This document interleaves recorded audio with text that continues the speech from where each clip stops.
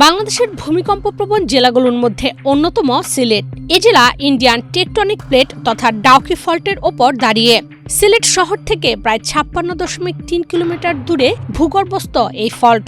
ভৌগোলিকভাবে সিলেটের দক্ষিণ প্রান্তে ডাউকি ফল্ট এবং উত্তর পূর্বে ভুটান সীমান্ত পর্যন্ত বিস্তৃত কপিলি ফল্ট দুটি সিলেটের কাছাকাছি। যে কোনো একটিতে শক্তিশালী ভূকম্পন হলে ভয়াবহ ক্ষতির মুখে পড়তে পারে এই বিভাগীয় শহর।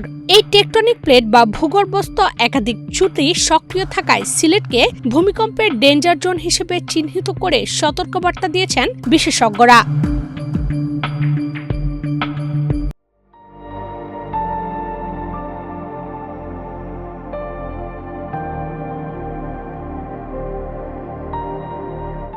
গত 2 দিনে দেশজুড়ে 4 বার ভূকম্পনের বিষয়ে বিশেষজ্ঞরা বলছেন, সাধারণত বড় ভূমিকম্পের আগে বা পরে এমন দফায় দফায় মৃদু কম্পন হতে পারে।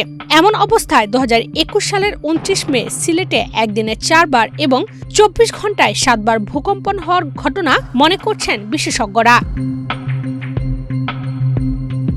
গত শুক্রবার নরসিংদীতে 5.7 মাত্রার ভূমিকম্পে ঢাকায় ব্যাপক ক্ষতি ও প্রাণহানির ঘটনায় এবার আলোচনায় এসেছে ডাউকি ফল্ট। বলা হচ্ছে, সিলেটে 6 মাত্রার বেশি ভূমিকম্প হলে এর প্রভাব পড়বে রাজধানী সহ দেশের অনেক অঞ্চলেই। ভূতাত্ত্বিক জরিপ অনুযায়ী এ অঞ্চলে 1897 এবং 1980 সালে বড় ধরনের ভূকম্পন অনুভূত হয়। এছাড়াও নিয়মিত মৃদু ও স্বল্পমাত্রার ভূমিকম্পে কেঁপে ওঠে সিলেট। তবে 2021 সালে 24 ঘন্টার ব্যবধানে 7 বার ভূকম্পন সবচেয়ে বেশি আতঙ্ক ছড়িয়েছিল। আসামে হওয়া এ ভূমিকম্প সিলেটের জন্য সতর্কবার্তা বলে মনে করেছেন বিশেষজ্ঞরা। ভৌগোলিকভাবে বাংলাদেশ ভূমিকম্পের ঝুঁকিতে রয়েছে এবং মাটির কারণে সিলেট আরও বেশি ঝুঁকিপূর্ণ, এমন তথ্য দিয়েছেন শাহজালাল বিজ্ঞান ও প্রযুক্তি বিশ্ববিদ্যালয়ের সিভিল অ্যান্ড এনভায়রনমেন্টাল ইঞ্জিনিয়ারিং বিভাগের অধ্যাপক ডাক্তার জহির বিন আলম। উত্তর পূর্ব অঞ্চলটা এটা 3টা প্লেটের সংস্থলে অবস্থিত। এটা ভূতাত্ত্বিকভাবেই ভৌগোলিকভাবেই এটা অবস্থিত। এখন এখান থেকে তো আমি উদ্ধার পাবো না। এই 3টা প্লেট হলো বার্মা প্লেট, ইউরেশিয়ান প্লেট এবং Burma Indo plate, Indian plate.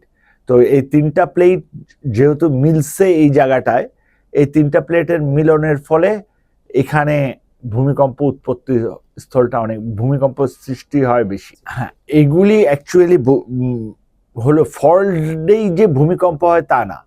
আমাদের এতদিন কনসেন্ট্রেশনটা ছিল ডাউকি ফল্টের উপরে। আমরা মনে করতাম যে ডাউকি ফল্ট যত অ্যাক্টিভ, সে যেহেতু এটা প্রচুর অ্যাক্টিভ, এখান থেকেই ভূমিকম্পগুলি হবে। কিন্তু আমাদের উৎপত্তিস্থল যে আমাদের ভিতরেও আছে, সেই দিকে আমাদের কনসেন্ট্রেশনটা কম ছিল। ঢাকায় এই 5.7 যে ভূমিকম্পটা হয়েছিল, এটা মাত্র 8 কিলোমিটার নিচে হয়েছে উৎপত্তিস্থল। 8 কিলোমিটার নিচে হলে এটাকে আমরা শ্যালো ডেপথের ভূমিকম্প বলে থাকি। এটাতে শেকিং সবচেয়ে বেশি হয়। যদি এটা ডেপথ অনেক নিচে বেশি থাকতো তাহলে এত শেকিং হইতো না।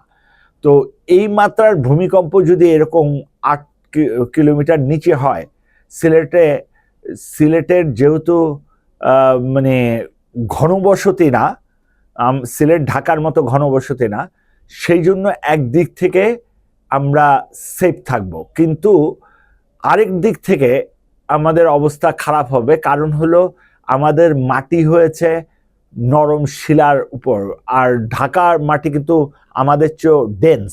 ভূমিকম্পের ক্ষয়ক্ষতি মোকাবেলায় সিলেট শহরের কোন বিল্ডিং এর কি অবস্থা তা সিটি কর্পোরেশনের কাছে থাকা উচিত বলে মনে করেন এই অধ্যাপক।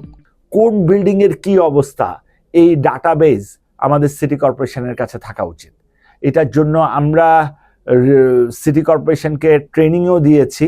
এখন সিটি কর্পোরেশনের যেহেতু লোকবল কম, দরকার হলে আমরা একসঙ্গে মিলে আরো আমরা যেন অ্যাসেসমেন্টটা করে ফেলি, যে বিল্ডিং যতগুলি বিল্ডিং আছে এগুলিকে অ্যাসেসমেন্ট করতে আমাদের 3 থেকে 4 মাস লাগবে। এইটা আমাদের নিজেদের জন্যই আমাদের করা উচিত এবং এই ডাটাবেস সিটি কর্পোরেশনের কাছে থাকবে। সিটি কর্পোরেশন মনিটরিংটা করবে, তাদের যে ইঞ্জিনিয়ারিং বল আছে মনিটরিংটা করবে, তাদেরকে উদ্বুদ্ধ করবে যে হ্যাঁ এই জায়গাটা একটু শক্তিশালী করেন।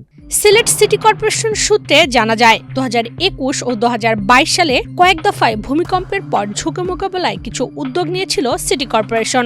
সিডিএমপি জরিপ চালিয়ে ঘোষণা করেছিল 30,000-এর বেশি ভবন ধসের আশঙ্কায় রয়েছে।